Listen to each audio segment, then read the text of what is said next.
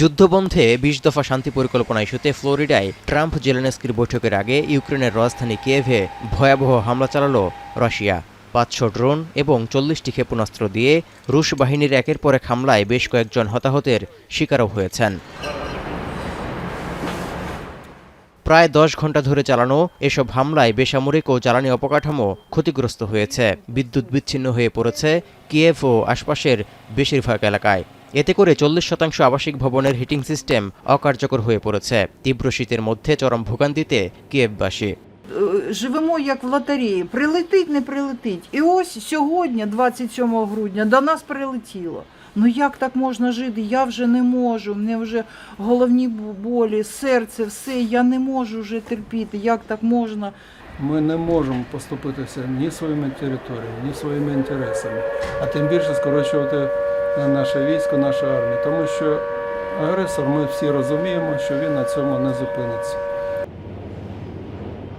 শীতের মধ্যেও আরও হামলা আতঙ্কে ঘরবাড়ি ছেড়ে খোলা জায়গায় কষ্টে সময় পার করছেন অনেক বাসিন্দা। শান্তি আলোচনা এগিয়ে নিতে চলমান পদক্ষেপের মধ্যে রাশিয়া হামলার মাত্রা বাড়িয়ে প্রমাণ করেছে তারা শান্তি চায় না, এমন অভিযোগ ইউক্রেনের প্রেসিডেন্ট ভলোদিমির জেলেনস্কির।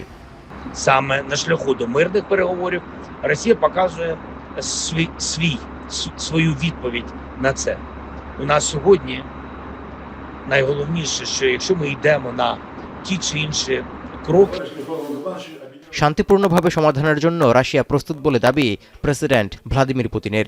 তবে ইউক্রেনের নেতাই তেমন গরজ দেখাচ্ছেন না বলে অভিযোগ রুশ প্রেসিডেন্টের। এমনকি কিয়েভ শান্তিপূর্ণ সমাধান না চাইলে মস্কো সামরিক অভিযানের মধ্য দিয়েই লক্ষ্য পূরণ করবে বলে হুঁশিয়ারিও দিয়েছেন তিনি। Но мы видим, что и сегодня, к сожалению, главари киевского режима не спешат решать этот конфликт мирными средствами. এদিকে শনিবার ইউক্রেনের খার্কিভ অঞ্চলের কৌশলগত শহর কুপিয়ানস্ক এবং জাপোরিঝিয়া অঞ্চলের দ্বিতীয় বৃহত্তম শহর হুলিয়াইপোল সহ আরও বেশ কয়েকটি এলাকা নিয়ন্ত্রণে নেয়ার দাবি রাশিয়ার। তবে এখনও কুপিয়ানস্কের কিছু আবাসিক এলাকার নিয়ন্ত্রণ ধরে রাখার দাবি করছে ইউক্রেন। তৌহিদুর রহমান, এখন বিশ্ব।